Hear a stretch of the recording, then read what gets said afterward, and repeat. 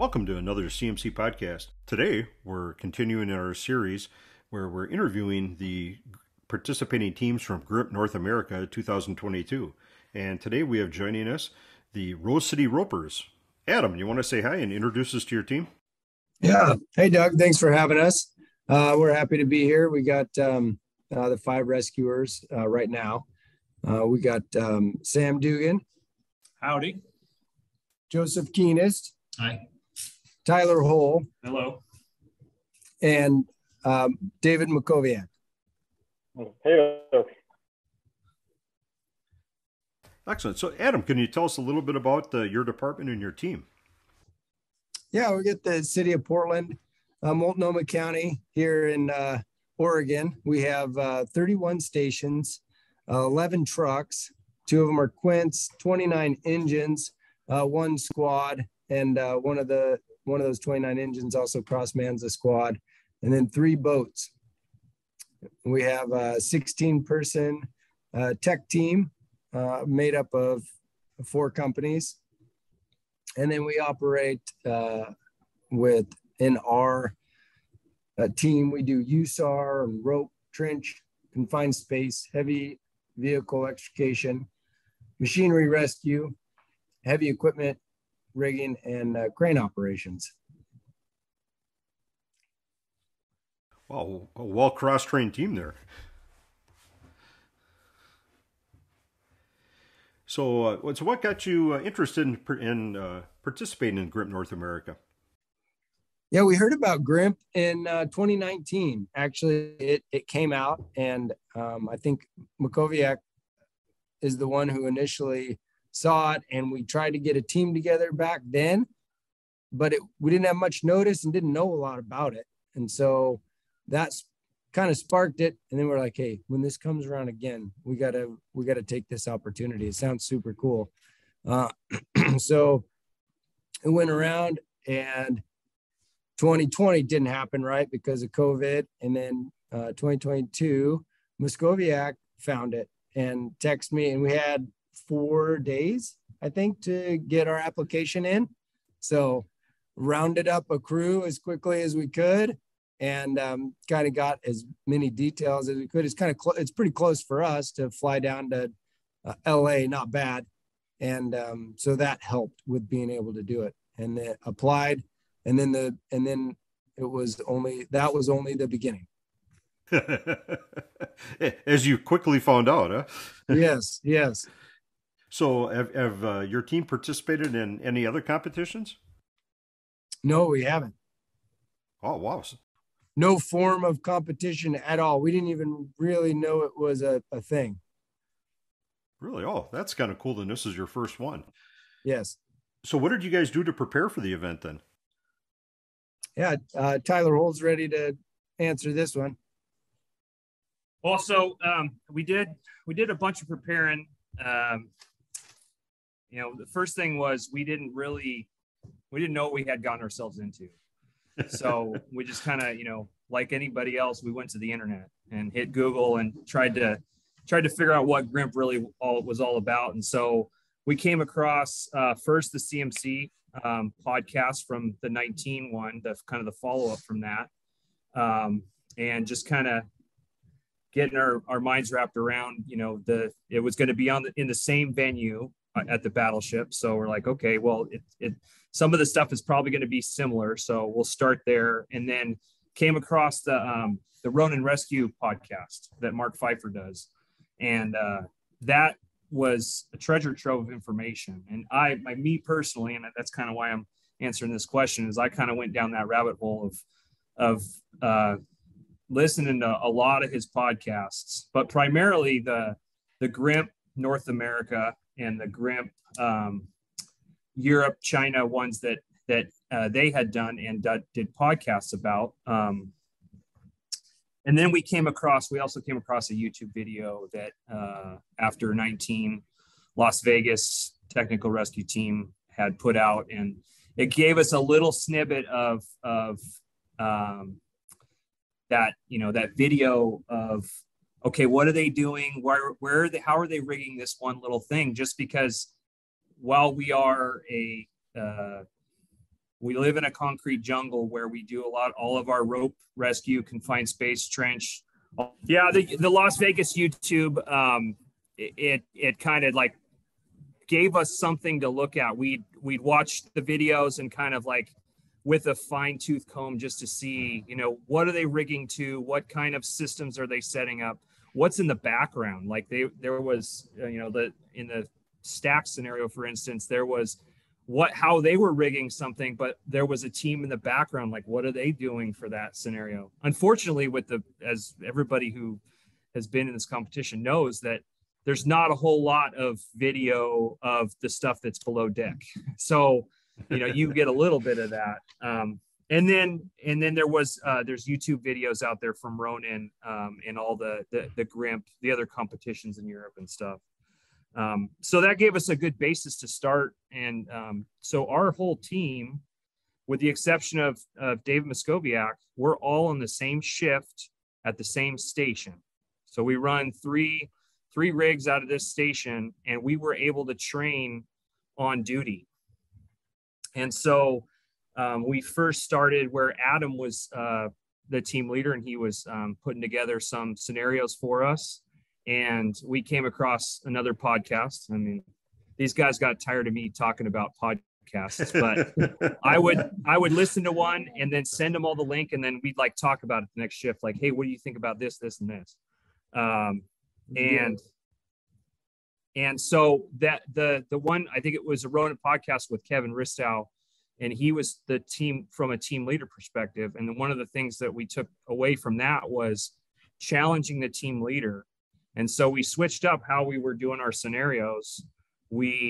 Each member would come up with their own scenario and then keep everybody else in the dark, and then give it to Adam, the team leader, and then take a back seat while we were practicing for the scenario. So I think that really helped us out, because instead of, coming up, a lot of times when you do scenarios, you come up with the solution before you actually come up with in order to come up with the scenario, you come up with the solution first. And it was interesting just to see how, if you came up with a scenario, the solution was completely different from how you thought it should be done, but it worked great. So it helped our whole team that way. And then we did some small group stuff. We split up our team into a couple riggers and a couple rescuers and the team leader, and we would break off into small groups, doing rigging with the Vortex, rigging with the Dragon Lift, patient packaging in the Stokes, rigging in space, just kind of like trying to have a central focal point for rigging a point to attach to.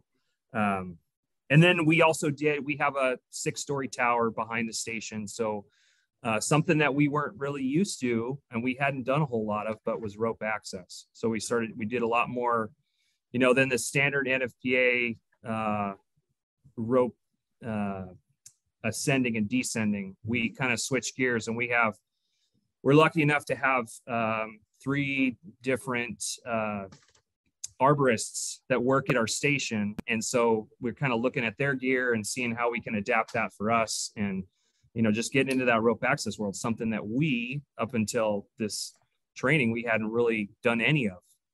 But now, in the future, hopefully we're going to do a lot more of. And then I think the last thing we did was kind of our teamwork, and I'm going to let Joseph go with that part of it, of our preparation. Thanks, Tyler. Yeah, I think one of the most important scenarios we ran into getting ready for this competition was working and preparing as a team. And even though it didn't necessarily have much to do with the specifics of rope work, we had one of the mornings we spent drilling, getting ready for this. It was going very well, and kind of on the last section of the scenario we set up for ourselves, we ran into just a little bit of friction between some of the team members.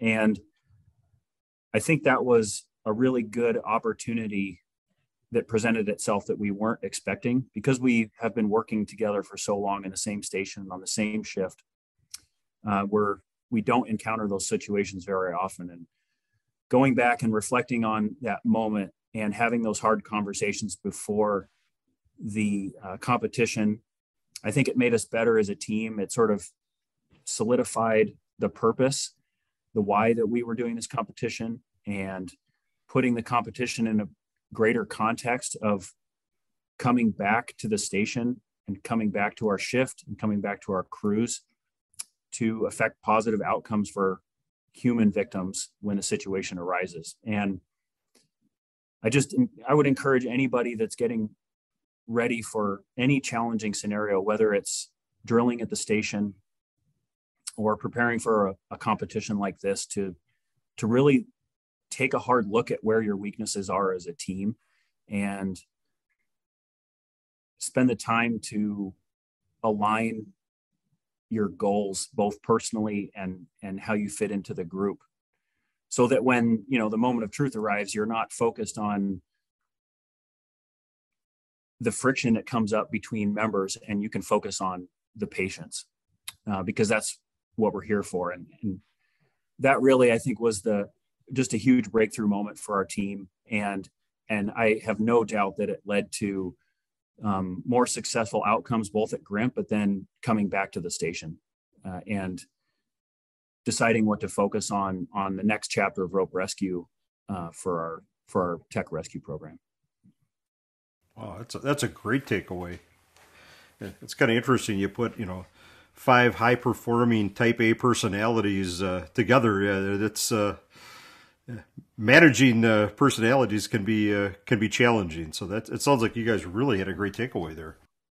It was great. The dynamic of having 16 people and then shrinking that down to 5, where each one of us would typically function as, kind of that group leader at an actual incident that we were called out to. It certainly brought those energies together. And I think in the end, it was in a much more complementary way, as opposed to creating more friction for us. Oh, very good. So why don't we kind of dive into the scenarios here, and we'll start with the real public, real high profile ones. Room with a view. Yeah. I'll start off with this one. And we started off with room with a view. That was on the beginning of day 2. First scenario. Mm-hmm. Yeah. Okay. So, yeah, we started with that one. And you want us to just go through how involved do you want us to explain these scenarios? Well, just kind of what your thoughts were, and maybe if you had any real specific challenges or things you overcame. Mm-hmm. Yeah, I think for that one, to get 4 members up the rope, it's something we had practiced for, and we formulated a plan at the bottom, sent up the initial rescuer, and it was actually day 2, so that kind of had a dynamic that we had to think about for that scenario. Our number 1 rescuer stayed on the ground, and we sent up one of our other members, our second rescuer, up the line first. So that kind of changed the dynamics for us, not in a bad way. And as our dynamics were for the group, it made it totally manageable. But ascended up, and then there was a double edge transition at the top, which we elected to send up 2 climbers at the same time on the ropes. So that added more challenge than expected, because the edge transition was really tough with the tight rope. It's hard to pass. It's almost like passing another knot up at the top there. So, but we worked through that and set up our anchor at the top. The bottom made his own plan for the transition once the victim got down. So he was setting that up. Once we got the 4 members up to the top and the litter, the key was having that guy on the bottom having everything ready with the litter. So when he brought it up, it was vertical stokes, and it was rigged up so we could put the patient in it and lower him down. Hindsight, I think we could have had our anchor higher. We could have went up above and set, there was another rail up higher that would have made that edge transition a little easier. Put him out, swung his feet over untended, and then sent him down and sent down a rescuer with him. And then by the time I was the last one down, and by the time I was getting down, they were sending him to the second. That was a platform, and then there was another landing down below that. So they were sending him over that rail. And so that all went fine. We were close to the time. And then I remember as we sent the victim down, it was about 10 feet down to that last platform, getting everything in the box, right? And we had about 5 minutes left, and Tyler Hohl was the last guy up on the top, and we had rigged up the ropes so we could rappel down and bring the ropes with us. And he was, there's bystanders and everything. So he had to take a minute. He did it very well. Took a minute, rigged up his rappel lines and went down, and we had 3 minutes to spare or so. It was close. We took every bit of time, but it was a great experience. You guys had something to add? Yeah, I mean, that last portion, I didn't notice that. You know, I'm doing my own thing, and I'm getting ready to go over the edge and make that edge transition on that final. I mean, it's only like a 10-foot rappel. Yeah. And I look over, and there's 15 people, and they're all, you know, it's a bunch of CMC instructors and evaluators, and then all of our family members who had come, and we're watching them like, okay, don't mess up now. And then a bunch of tourists too that were waiting to come. Oh, that's right. Yeah. That deck closed off, so there was a line of tourists waiting to come up and get through the museum. So yeah. I was fully confident, but it was just like, you know, it was a little bit of that. Okay, got to just double check everything, make sure I'm doing it right. No pressure, huh? No pressure. For me, the room with a view was really cool because it was the only spot on the ship that, as we were in between scenarios, you could actually go up on the foredeck of the ship and see two teams going through a scenario. And that was the only spot on the entire competition that you could, you know, if you had a little bit of downtime between your scenarios, you could go on deck and actually watch other teams performing and see how they were doing. So I thought that was, you know, a good point for that scenario. So. Yeah. Well, excellent. So, and kind of as long as we're up on top of the ship here, let's kind of head back to the stack. So your reeving highline scenario. I'll go. This is Tyler. Tyler will talk about the stacks. So the stacks, you know, like I said before, we're, you know, urban rope team. So we don't do high lines very often. You know, that's kind of a typical backcountry type thing, you know, getting over a canyon or over a river or whatever. So we don't necessarily practice the high lines a lot. And so the way that we prepare, you know, we're pretty old school. We use the CMC manual as our manual. We have our own kind of internal manual, but we use that as our kind of our go-to reference. And we had come across a lot of information from, you know, the Europeans and how Ronan's doing it and stuff like that. And we just didn't think we could change how we do it at this quick of a time, you know, prepping for this thing. So we rigged the A side with Flying W, and we were joking that you could have taken the pictures and they would have been in sepia tone. I think one of our evaluators came up to our A side rigger, Josef, and said, "Cool, I haven't seen one of those in 3 years at least." And so, and kind of the same way with me, I was rigger on the Bravo side, and it probably was a little bit of training scars, because every time we practiced our high lines here, we took a rope bag with us. And for me to rappel all the way down to that middle deck where the victim was, I made contact with our victim, and then had to climb all the way up to the other side. And I was carrying 300 feet of 13 mil. plus rigging gear.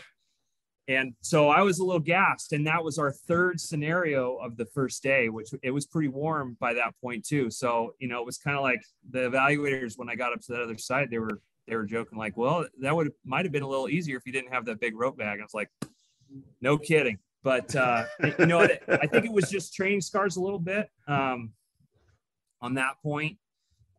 So we set up the A side, we set up the B side. We got our other rescuer down to the victim. They secured the victim, and we started sending out our Stokes basket on the Kootenai once we had everything set up. But we lowered it down to them, and we got them in, and that's when they stopped us, and we weren't able to continue at that point. I think we probably had 25 to 30 minutes ish left in our 90-minute time scenario. It might've been 20, but just kind of going through all our checks, we kept looking at the Stokes, how it was rigged. We were doing that double ASAP on the Reeve. So we were doing a Norwegian with double ASAPs as our backups, something that we're not used to, because we normally tandem, and we tend it with Prussics, but we had kind of switched just so we didn't have to haul 2-person load up, and we just didn't look up at the Kootenai, and that was something where we were a little frustrated at that point, because what technically, it was a technicality kind of thing where we couldn't continue. It was a bummer for us, because it's like, that's straight out of the manual and you know, I think somebody had their phone, they pulled out the CMC app and said, it's rigged just like this. And so we understand that, you know, GRIMP has a little bit different, you know, kind of structure and how, I guess, you know, like, there was the 3 things that were bomber, and a Kootenai wasn't one of them. And it would have been simple enough. I mean, back to our training scars, we were using 2 different ropes for our control lines. So we had A side control line, B side control line. If we had used one control line for that whole thing, we would have been fine, because the catch was, as we were rigging a single rope with a termination point and a Prussic into one side of the Kootenai, and a single point Prussic termination point into the other side of the Kootenai. Had those been attached from side to side, something that we weren't used to, we would have been fine.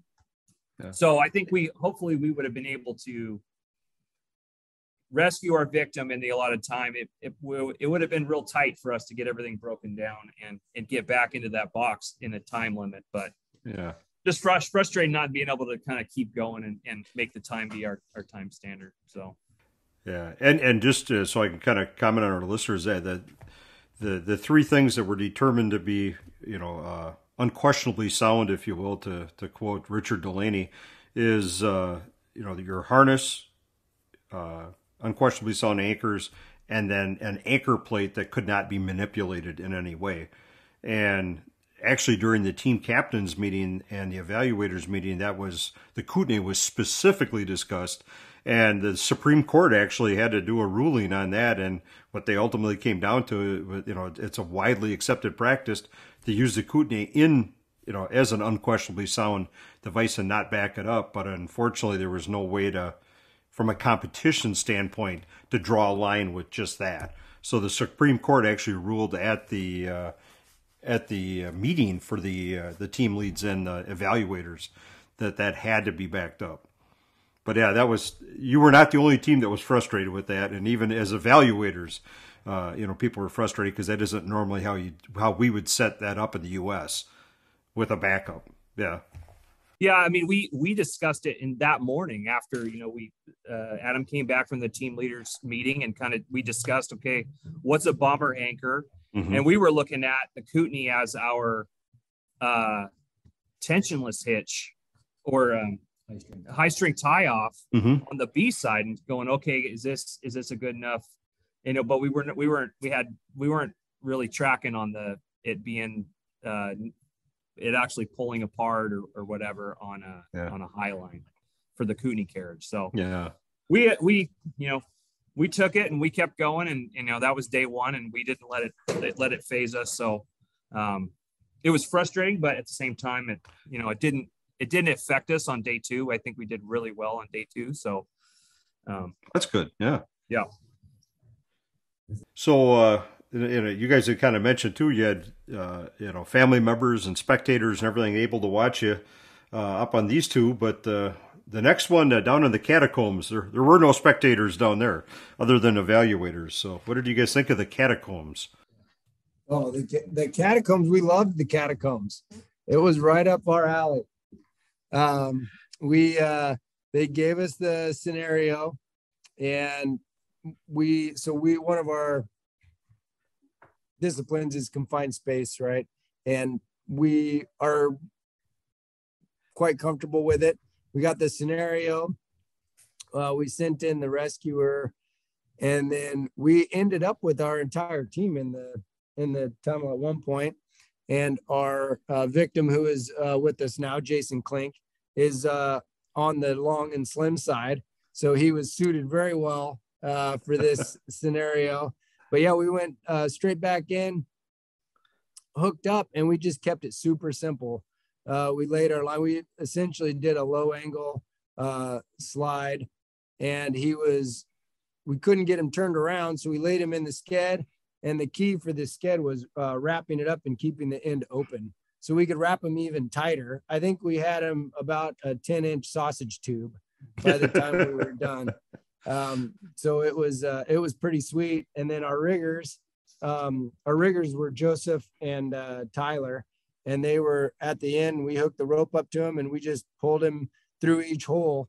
The key to this one was keeping it simple for sure, right? And then looking at the holes, like once we get this 7-foot package in these 3 holes that are all lined up, you got to lay out a rescuer in each spot. Otherwise, he's going to hit a pinch point, and we're not going to be able to move him. So that was the key in a couple of those voids. It was kind of cool because you could move quick, but you still had to think ahead a little bit.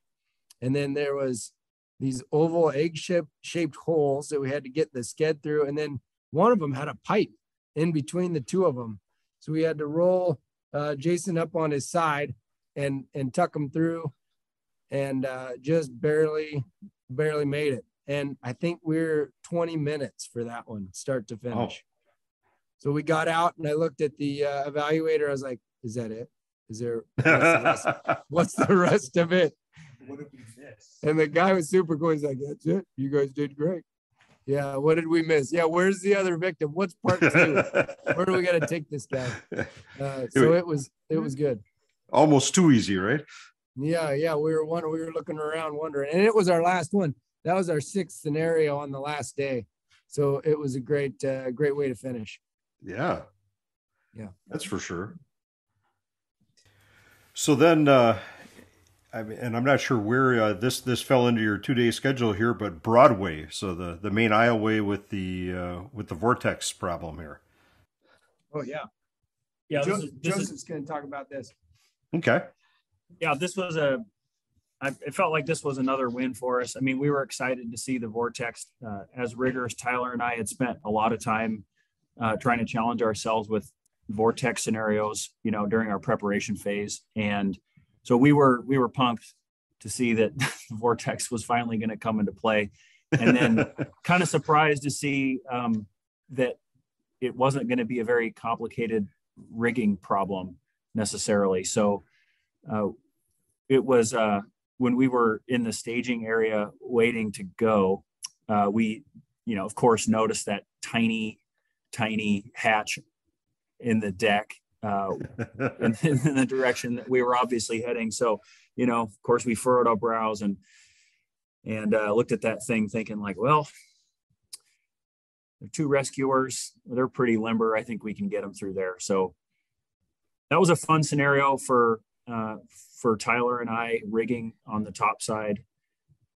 We worked really well together and came up with a plan that we felt worked well, rather than we just did an A-frame kind of canted so the head was directly over the hatch, and then just tied back the head in both directions. And I mean, on a ship like that, anchors are everywhere, so that was really nice to work with. And we did a drop loop, so we had a 2-to-1 going down into the hatch, and then I think we hauled with a 3-to-1 on the one side. So that was it was a simple rigging setup, and it worked well. And Mac did a great job of getting down to the victim and getting a package. So he squeezed out of the hole like a muffin coming back out, and we're happy to see it went well down there, and that we weren't going to have any problems getting back out too. So we felt like,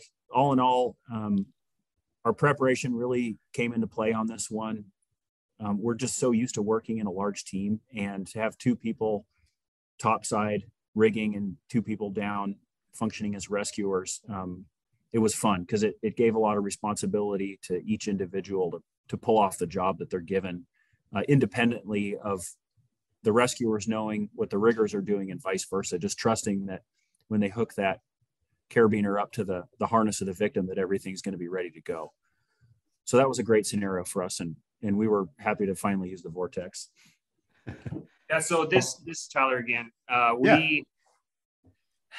One more thing we did is Mac ascended up the line with a fixed line, just because we needed a third person up on. We had put a team leader and 2 rescuers down the hole, and we needed one person up to help with that edge transition, because we were running a dedicated main, dedicated safety. And so to be able to run that safety and that main at the same time, we had to have somebody to help bring the victim out of the hole. So Mac, awesome job by ascending up a fixed line, and then he was up there. But everybody else, because it was so simple, we just hauled them with that drop loop.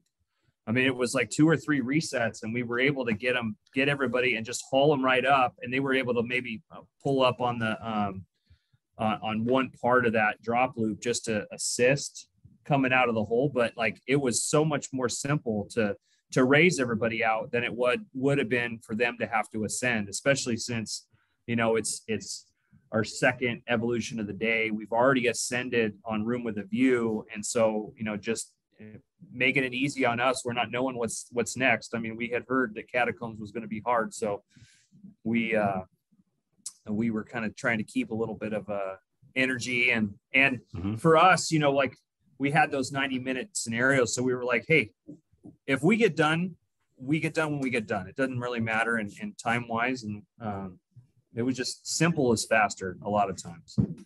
You hit it right on the head too.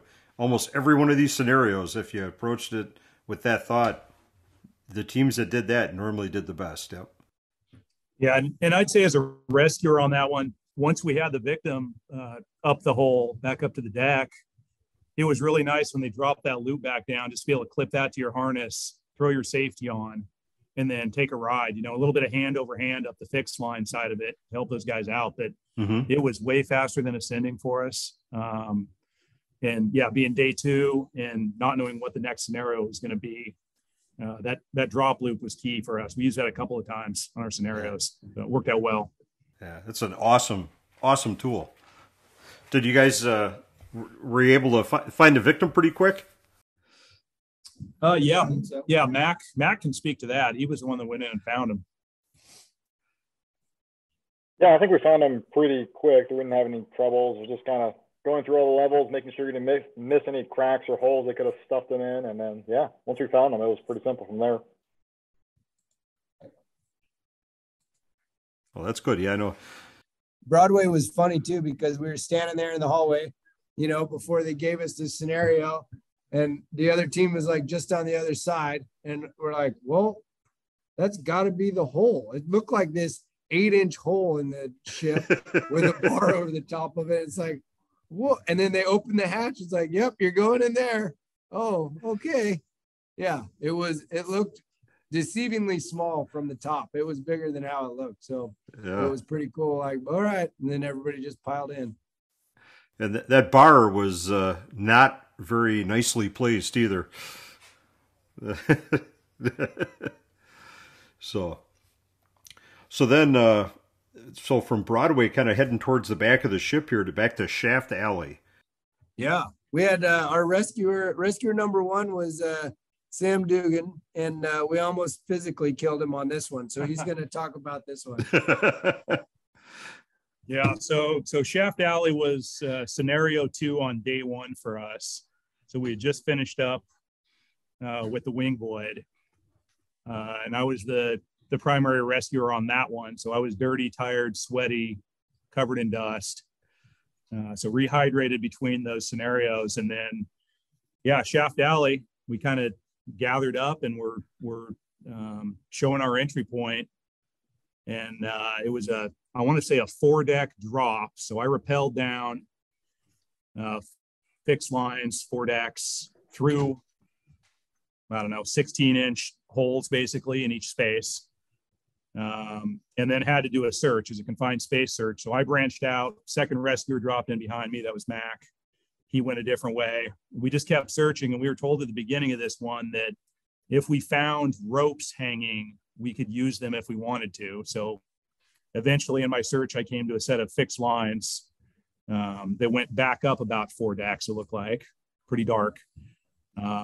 So I communicated back where I was going and started ascending all the way to the top of that space. Ended up in about a 10 by 10 compartment, and the floor had a hole in it, a big square hole that was about 6 by 6 or maybe 7 by 7. There wasn't a whole lot of standing room in this space.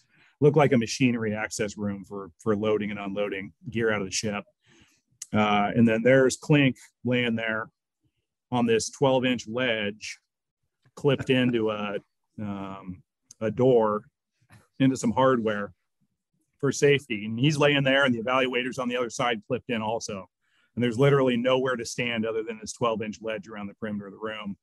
It felt like about 95 degrees when I finally got in there. And by the time I was done, felt like about 125 degrees. So, I'll say my mistake on this one was not having a second person ascend up behind me for help.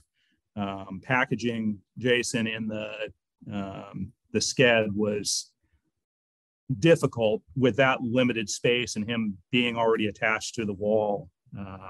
Very, very challenging, and trying to stay on edge protection myself.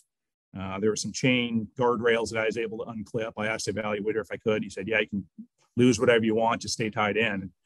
So yeah, I had my fall protection, but man, 2 inches backwards, your heels aren't on anything when you're working on a narrow ledge like that. So getting him into that dragon lift system was very, very difficult. Luckily, he doesn't weigh very much, so I was finally able to get him slid into it, packaged up. Our riggers 4 decks down sent me up a main and a safety. I fixed 2 anchors up top for our systems, and then got him rigged to that. And then we changed the plan to, I want to say, an ASAP for the safety. So that became a fixed line. And then they lowered him on the main from 4 decks down. So we got him lowered, and I could tell as soon as he went down through the big hole, that next deck below that he hit, he wasn't going to fit through it without assistance. So I ended up clipping back into the fixed lines, rappelling down a deck, squeezing him through the hole, lowering him another deck, rappelling down, squeezing him through that hole. So we did that 4 decks down, and then I was blown out. I was done.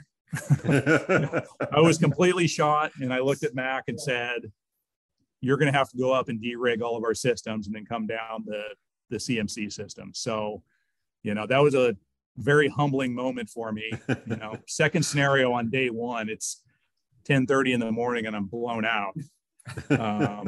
Super humbling, but I knew I was not in a position where I was going to be able to, ascend back up those ropes, de-rig everything and then get back down. I did not feel that was going to be a good move. It was going to be too slow. So Mac is very fast ascending. So he went up and it was back down before we knew it. And and then we got Jason fed down through this angled hole, like under or over a pipe. It was a really bad transition. you came through the deck on that last deck into the space, and then had to feed them, I think, over the top of a pipe down into the next room over. So it's kind of a vertical into a horizontal transition through the engine room. And then, through that shaft alley. And they went probably 60, 70 feet back on that deck. I mean, it was through several spaces, just skidded them back and then rigged them up for the ascent back up 4 decks. One thing that happened to us on this that was kind of comical was Jason was tied in. The evaluator had clipped him in with his safety to the door wheel, the lock there on the compartment door, which actually entered back into the space where our rigging team was. Like, we ended up, the victim was through one door from where the rigging team was. You just couldn't get him out that door. So he was clipped into that wheel. I ended up clipping my safety line into that for my Edge Pro. And at one point, our team photographer was told that she could open that door up and take pictures or photos or videos of us. And so I noticed that when I'm packaging him in this Dragon lift, that his line is getting tight and my line is getting tight for the Edge Pro. And I look up and the wheel has been turned about 3 revolutions. And our photographer is on the other side of that door, trying to open the door up with another evaluator. He was trying to get, her access to it. We had to start screaming, to stop, because they were winding our lines up tight to the wall. And I didn't know what was going to happen, but it all worked out in the end. We got him out. We made good time on that one. So it was just, very humbling. That much work and that tight of a space with that heat just kicked my butt. So it was a team effort. And don't get the wrong idea. I mean, Sam's in great shape. It's not like, he can't pull his weight. I mean, he does construction on his days off and land clearing and for 12, 14 hours a day. So it's very difficult work when it's hot and confined and you're by yourself and mentally draining as much as physical. So he was certainly prepared, but it's a good reminder for everybody that's in those situations. We had the team meeting after that evolution was like, hey, we need to, rotate rescuers, rotate positions a little bit. We all specifically trained in our jobs for this team, but that was an eye opener. Like, oh, we got 6 of these to go through. I'm exhausted on number 2. Take a break. Step out, rotate, ask for help. So it worked out. Not a lot of air movement, and it gets a little humid in there with multiple people breathing. That's for sure. You heated up in a hurry. So. I think the biggest learning points for that one was we didn't train for doing 3 hour-and-a-half evolutions a day, and we had the wings first and then the shaft second. I mean, we had the hardest ones. We had the hardest ones on day 1, and then the highline we finished with. So I mean, the morning of day 2, we started outside, and we were already tired, so we didn't train for that with doing 3 in a row. So looking back on it, rotating rescuers, getting more people in when we needed to, because it's just something we didn't account for. And when you have, all of our people are trained and talented enough to work any position, we just didn't practice it because we were trying to specialize.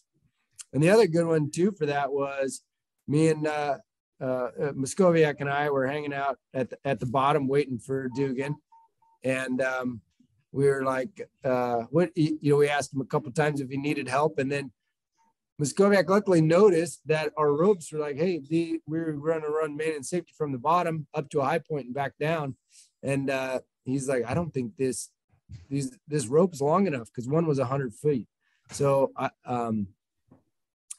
one point is that use the time that you have when you're waiting on somebody else. You can always do housekeeping. You can always fix your rigging, check for edge protection, make sure you're being as efficient as possible. And point number 2, I think if we were to do it again, we'd bring 150-foot 11 mil ropes and not 100-foot ropes that we brought. They were a little short on a few of the scenarios.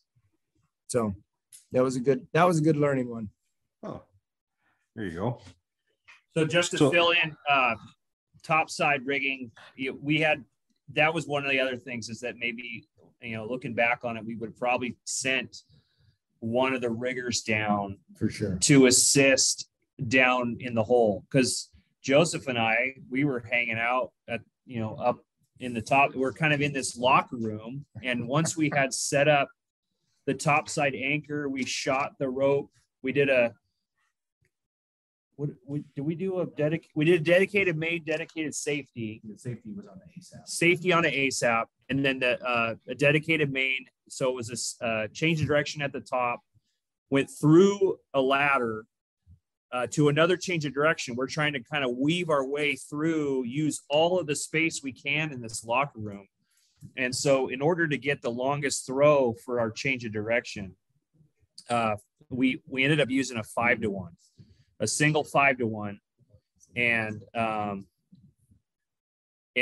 after we had that rig, it was like 15 minutes or so to get everything.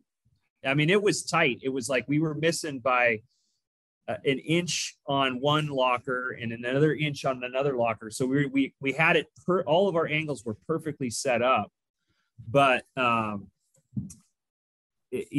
we were just kind of twiddling our thumbs a little bit. So when they started coming up, we raised the victim up, but then we identified that we had to have somebody in those intermediate decks to help with those transitions. So we yelled down the hole, and Adam was able to climb up, between each deck. He'd go up and on the fixed lines up, he'd ascend up, get up to the next deck, help the victim, Jason Klink, through the hole. And then once we were done as riggers, we were like, all right, we're done. Let's break it down. And we didn't like that with communication didn't get to us that we needed to assist our last rescuer out of the hole.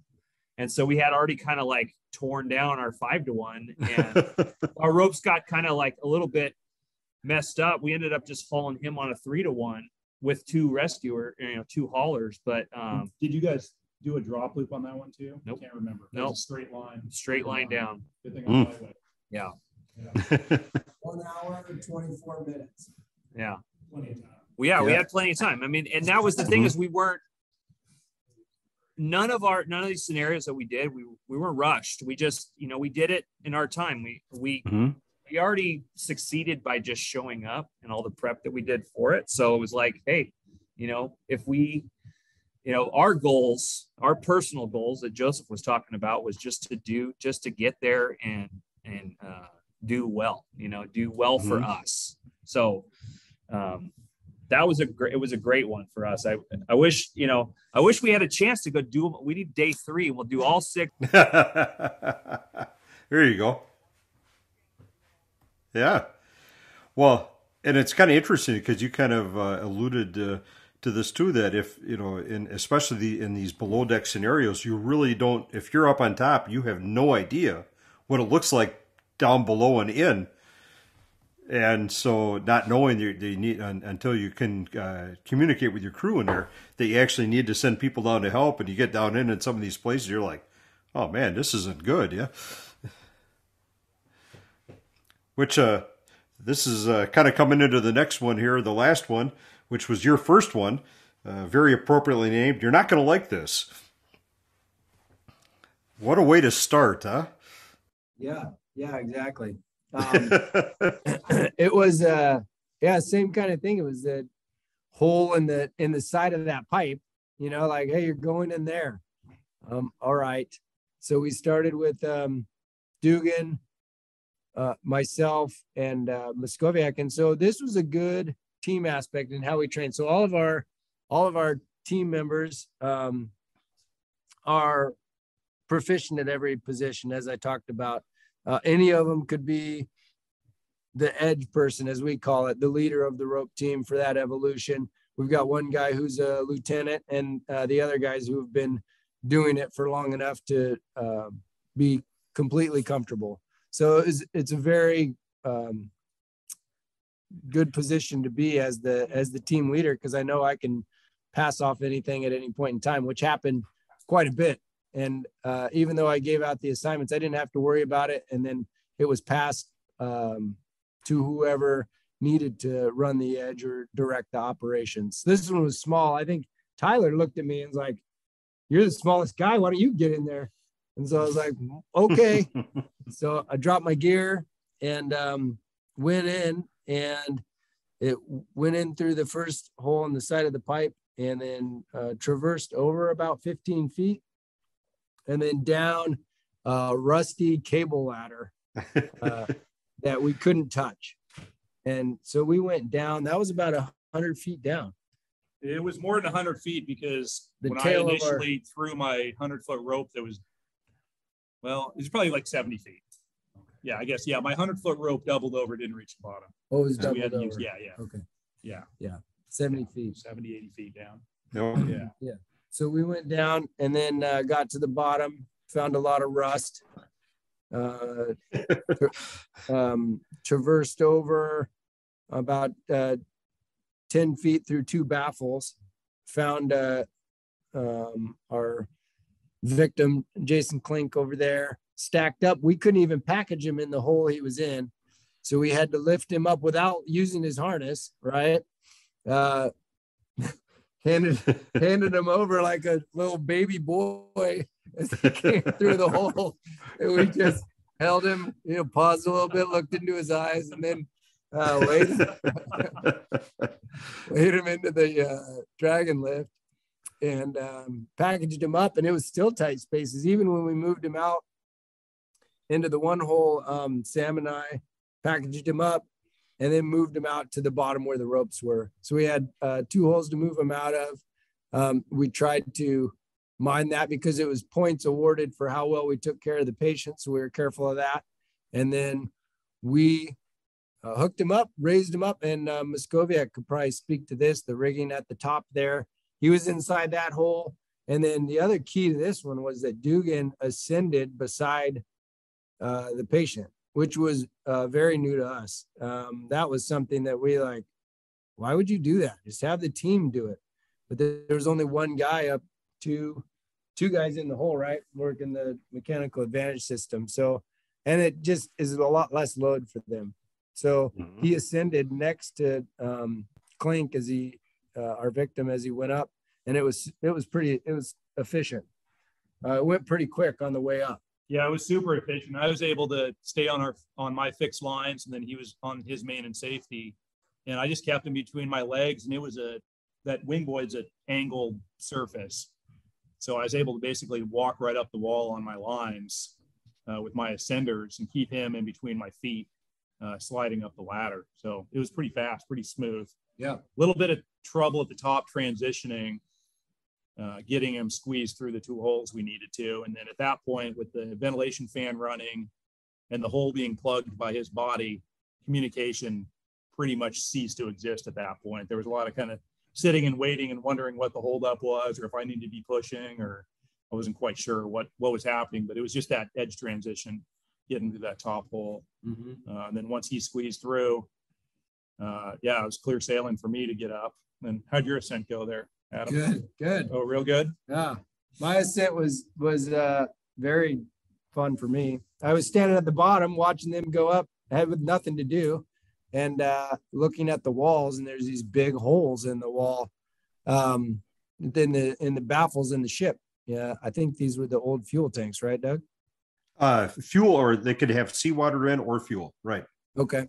Yeah. So looking at the baffles, and I asked the evaluator, like, hey, if I don't touch the ladder, can I touch everything else? And he said, yeah. So once they had the victim and the rescuer out, they hooked me up with 2 lines. I think I had 2 lines. Yeah. And then they hooked up I said for them just to rig a 1-to-1. And then I just climbed the walls of the ship. And I weigh about 150 pounds with all my gear on. So they just little power assist.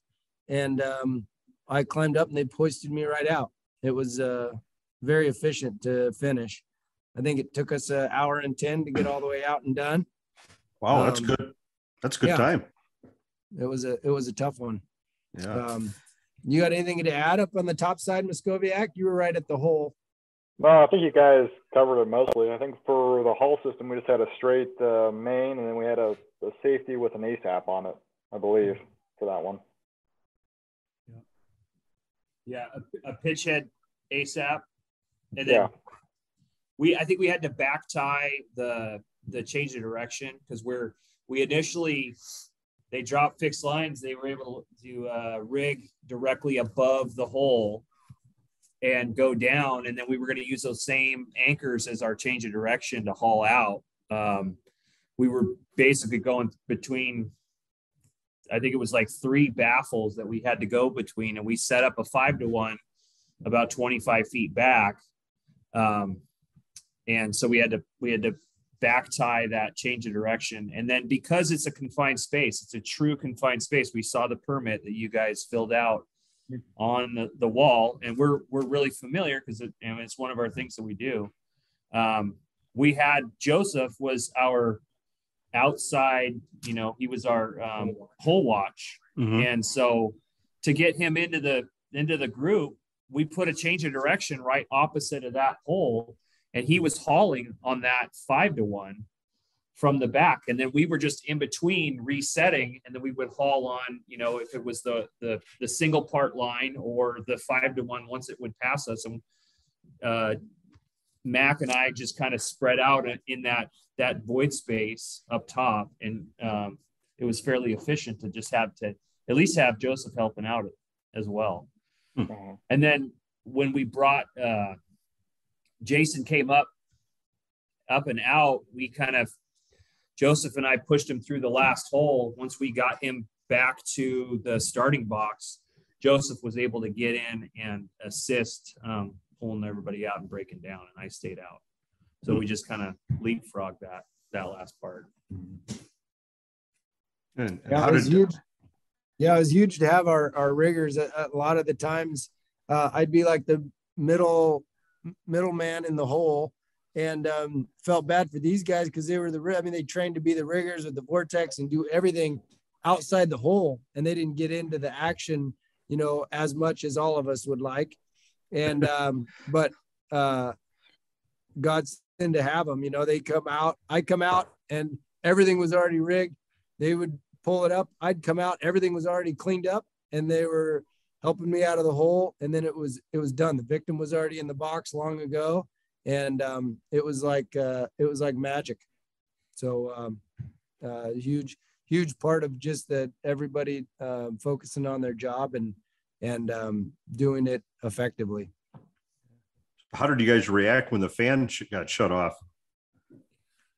I was a hole watch on the outside, and I think we do a good job of training at the station to be mindful of, just try to have good situational awareness. And it helped the fact that all the rigging was completed and I was standing by essentially. So when the fan popped off, that's something we're used to paying attention to. We use the same fans in our program. So when that thing popped off, even with the ambient noise of the ship, it was no big deal. And we had walkie-talkies that we were using to communicate. So immediately that went out to everybody, and okay, we got a ventilation problem. Let's assess. And it was obvious that the extension cord that was powering the fan went into the hole, which is a little bit of an unusual setup that we wouldn't do on a real call. But, so it became clear that was part of the scenarios.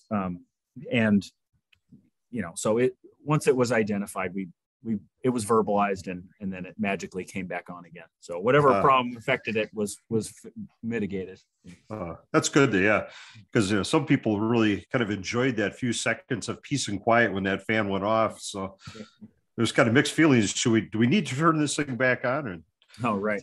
I will say that was a nice scenario for us to start on because it is familiar with regard to a confined space perspective, just to kind of shake the nerves out. And our little team powwow in the waiting area when we were staged, but the clock hadn't started yet was, that was another one of those moments that felt really good as a team. Like, we're finally here.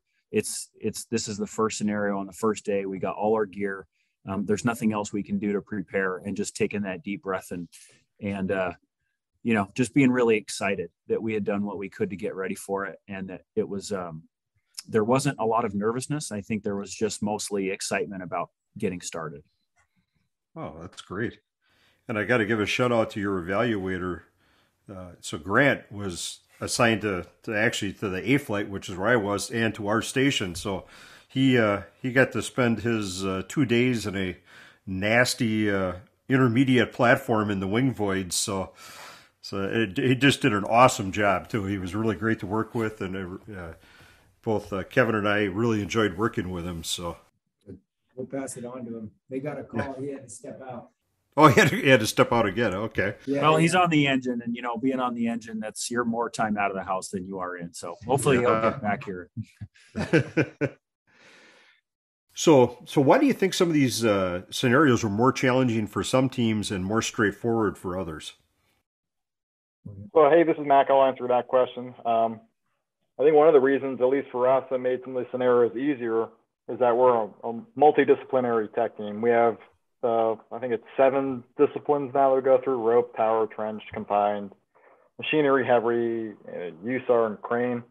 And so, like, definitely having that confined space background versus a team not having that confined space background, maybe not being based out of the States either, because it's all based off rules and OSHA for the States. That definitely helped us, whereas it could be, hurt other teams.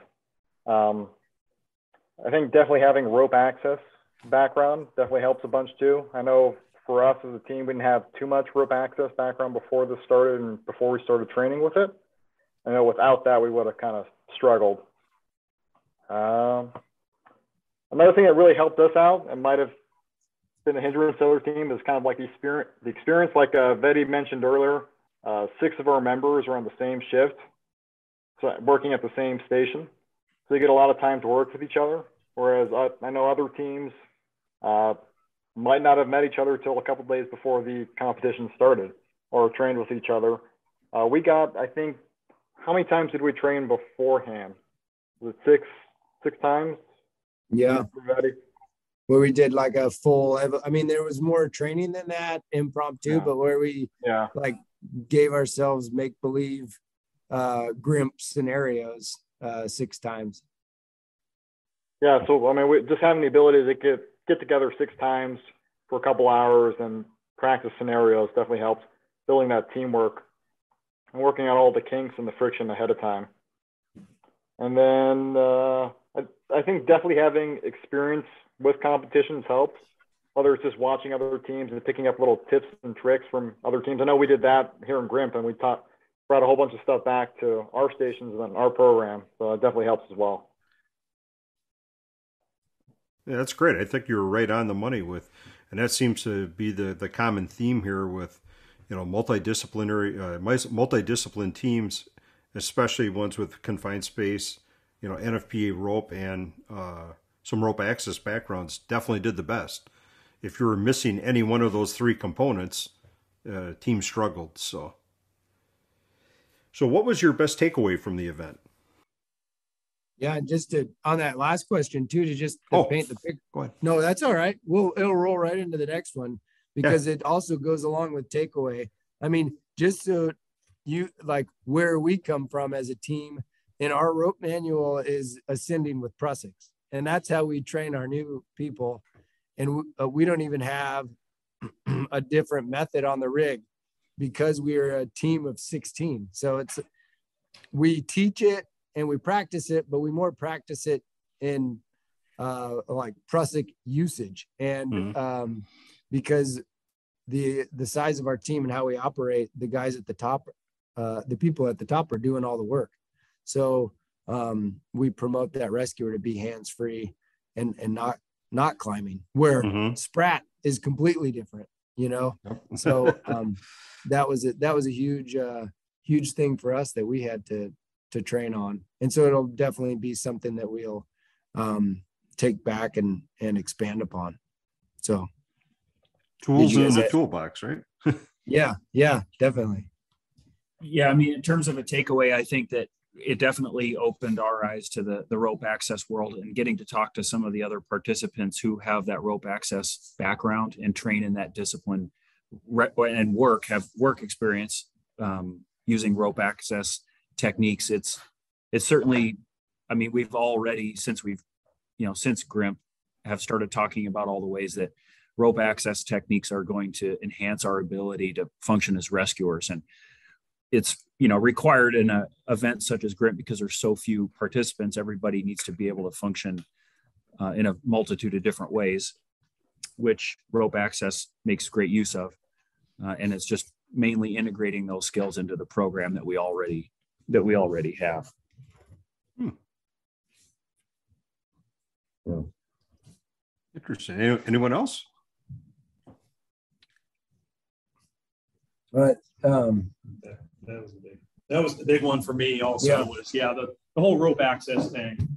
Going into a competition like this where we're not used to ascending lines, we get hauled everywhere we need to go as rescuers.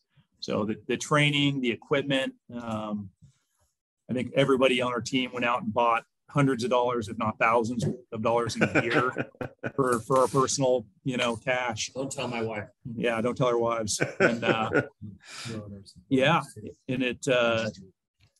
then we had blue collar training, lend us a bunch of gear that we needed. We picked that up in Sacramento area on the way down. All hazards rescue here in the valley nearby. Rob lent us a bunch of gear that our team doesn't have at the fire department. And like we mentioned earlier, these arborist guys that we work with that are in trees all day long, they've got a whole different set of gear that we're not used to. So I think this really opened our team's eyes up to the possibilities. And okay, so did you guys learn something at the event that you're going to be able to use on the job? Yeah, definitely. I think at all aspects of it. I mean, it starts with the training we did here back at the station, and it was really a big change and adaptation for us to move from a 16-person team to 5 and just be open to the new ways of doing things and what else that was out there that we didn't know. It has the words, you don't know what you don't know. And the lucky we have people like Tyler Hohl going deep in the podcast to find that stuff out, and then we can practice it and see and vet it out before we came to the event. So and that was just the training side of it before we got there. And then just the getting there and experience in it and talking to everyone. It was a great example. Like Josef talked about earlier, I think the biggest thing when we started, I was coming up with the scenarios, I was like, oh yeah, let's do this scenario. And then in my head, I had already played that scenario out like 3 different ways. So nobody else knew the scenario, but as a team captain, I was like ready to rip, which isn't realistic and how it really went down. So they recognized that luckily, and like, hey, what if we all came up with a scenario and you're the only one who can't come up with a scenario. So that changed the game and actually made it a lot more realistic, but you have to be open to that stuff. You got to be the team captain, and everybody has to be open to new ideas and just recognize the strengths of all of their team members and roll with it. That was huge from beginning to end. That was a huge part of it. Yeah, I really like how you guys have identified the teamwork aspect and the working together, how much of an impact that made on your success. So I think that was very, very well stated. Oh, thank you. Okay, so would you guys recommend participating in an event such as GRIMP to any other teams?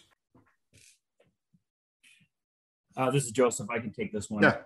Of course. I think that anytime, for us specifically, because we had never competed before, anytime you get an opportunity to do something that is going to challenge you or make you uncomfortable or push your limits or your boundaries, both what you think you're capable of as an individual and then as a team, I would recommend anything like that, whether it's, for the fire service, whether it's fire training, or for tech teams, whether it's identifying the discipline that maybe you feel like you're least prepared for, and then hitting it as hard as you can. And for rope, I feel like we're fairly confident rope technicians in our program, but there's always the next level to achieve. And having the competition, a hard date on the calendar where where the primary goal is not to embarrass yourself or your organization if not the, the national stage, well, certainly, the world stage as well. So I felt like we accomplished that goal. And I think it was just the pressure of the competition and the fact that we do work together as a team, not wanting to let each other down is a great experience for anybody that's wanting to go farther, to go to the next level as an individual and as a team. For sure. Well said.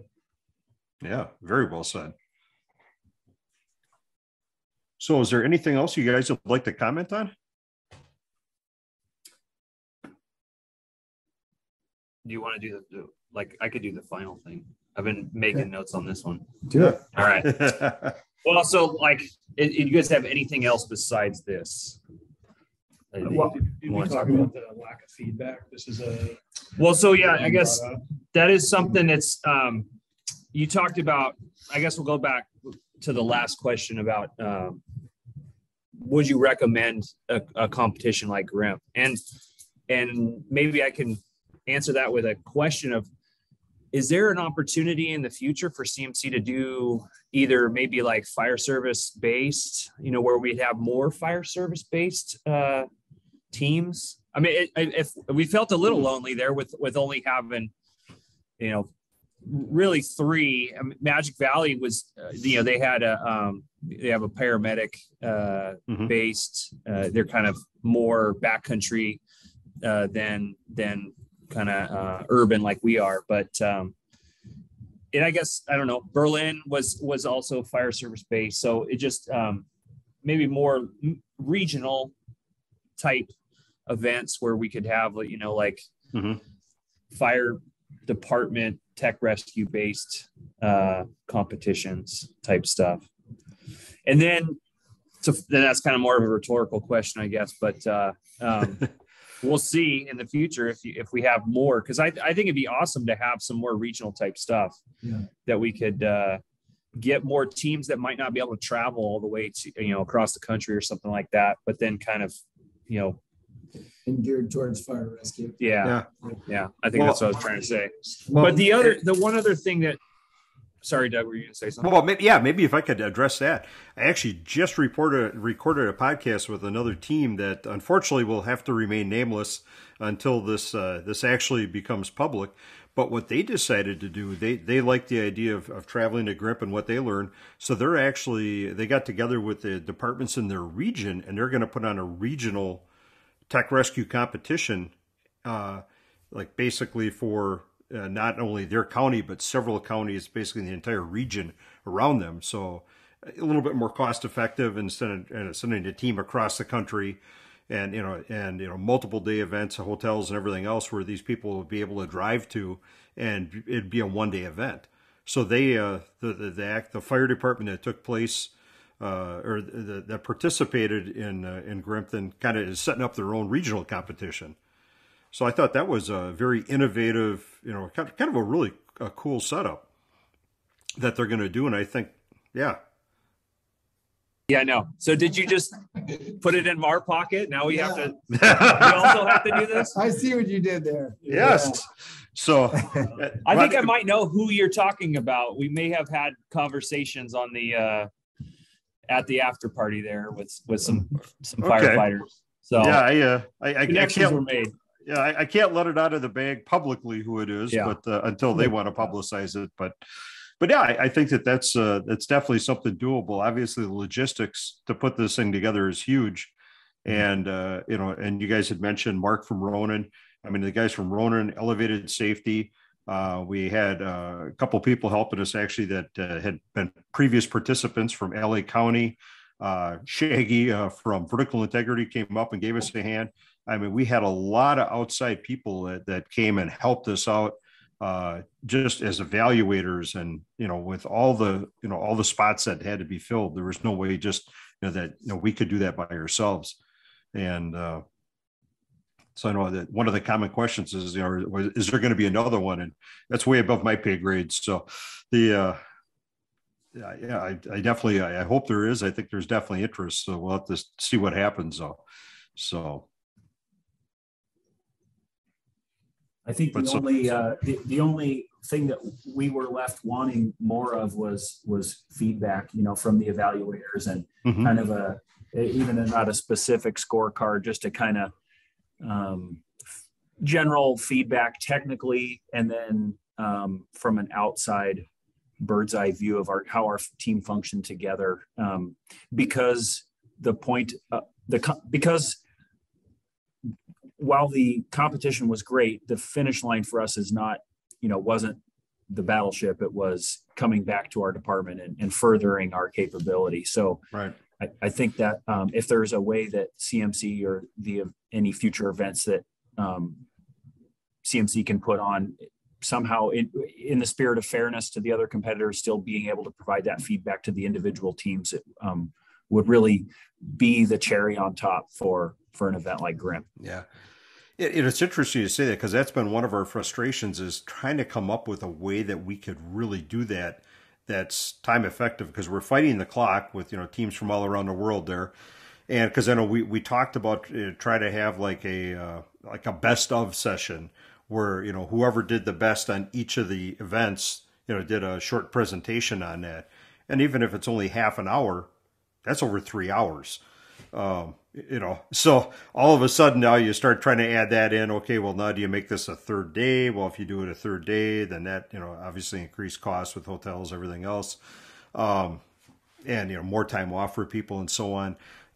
So I think this year we were able to get it. I know that at the banquet on Saturday night, they announced, definitely catch up with your evaluators, and, we were all free to talk. I know I spoke with several teams that night about what I saw and everything else. I know quite a few of the other evaluators had those discussions too, but obviously that was a pretty fast-paced night with the award ceremony and everything, and you're trying to get around to talk to all the other teams, and I mean, there's just so many great people there to network with, and it's tough, and we're definitely open to suggestions of how we can provide a better forum for feedback. And then also, I think it'd really be cool if we could figure out a way to have each team, especially the ones that that had the top score in each of the events, to be able to share how they did it, because there was definitely good takeaways. And I'm sure if when you guys talked with Grant, he was able to tell you that he saw 6 very different ways that people solved that problem, and some work well and some not so good. Yeah, definitely. And I think it was good to be able to do that. And then even if, and I don't know if it would possible. And first of all, too, we super appreciate the work that you guys put in. We know how complicated it is logistically and everything. So it was a great event. And I also like how it is focused on training. It's not focused on what place you get. So that's appreciated. And I think that helps. Even if you can hand out the scorecards, I don't know if that's a simple way to do. And I don't even know what the scorecards look like. And I know Grant was talking about that might be a problem, but just like, if you could see like, oh, I got docked 5 times for standing at the edge without my Edge Pro on, because some guys don't even know it's happening, that they're getting docked. So, it would be nice if that would be a possibility, and I don't know if that's possible. Yeah, unfortunately, we definitely can't share, specific scores and scorecards. Yeah, that would be bad, because obviously we're not the only event that uses this type of cards. So that would be, that'd be kind of giving away the secret sauce there if we were to give those out. So. Oh, interesting. I didn't think about that. Yep. Okay. Well, I think that we've said all. We just wanted to finish up by kind of thanking some of the people that supported us, if you don't mind. Oh, by all means, yes. Yeah. So first would be Portland Fire and Rescue. They supported us. They agreed to let us take a van, and they supported us with the entry fee. And I think when we initially budgeted it, we weren't in a gas crisis, so we got a lot more than we asked for. So thanks to Chief Jackson for approving those funds for the van. And then for letting us drill on duty too. Yeah. I mean, we did all of our drilling on duty. Wow. And the guys here at the station, that weren't involved in GRIMP had to suffer through our training and silently, and not always so silently, support us. So that was a super huge part of it. Yeah, and then also our two captains for our program. Yeah, TJ Leonards and Chad McAvoy. Yeah. And then Sam did mention we couldn't take all the gear off the rigs. Unfortunately, we wanted to, but and that actually didn't even get us to that point. So we did have to buy some of our own stuff, but we touched base with friends that we've made through classes and other conferences and stuff like that. And so we called Jeff Hockala from Blue Collar Training Network, and we've taught with him doing a heavy extrication class. So if you're looking for heavy extrication, look for Blue Collar Training Network. They're the best.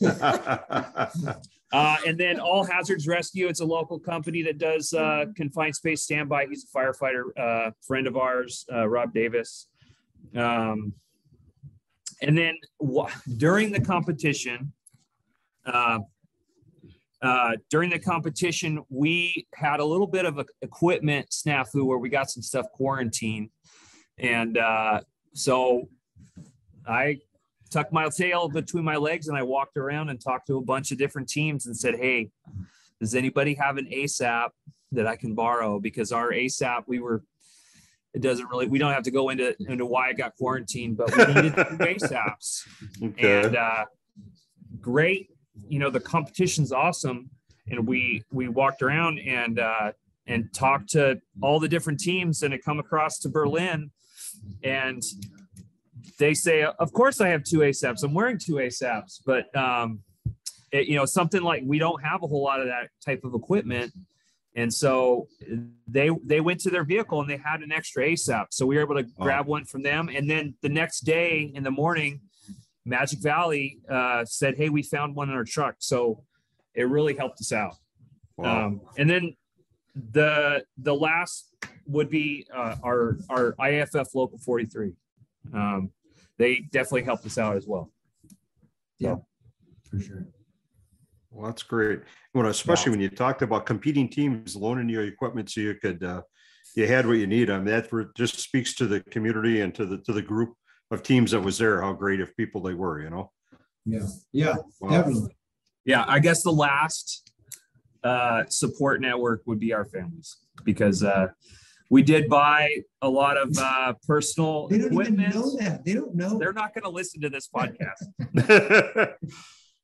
But yeah, so just in case they do, if I recall when we were talking, none of you guys spent more than $50 out of pocket on gears. I thought that was awesome, right? Yeah. But our families to allow us, the time to go. I think we were gone for 5 or 6 days, and it was during spring break. So thanks to my kids for missing out on Dad for spring break. Yeah. Just allowing Dad to go full nerd on something for a little while. Well, excellent. Well, hey, thanks very much, guys, for taking the time here to share your experiences about GRIMP North America, and some really, really good lessons learned. And I think you guys really put into words very nicely about some of the things that happened at the event. So I really appreciate that. So thanks for having us. Yeah, thank you. And thanks for tuning in to another CMC podcast. Stay tuned for another one.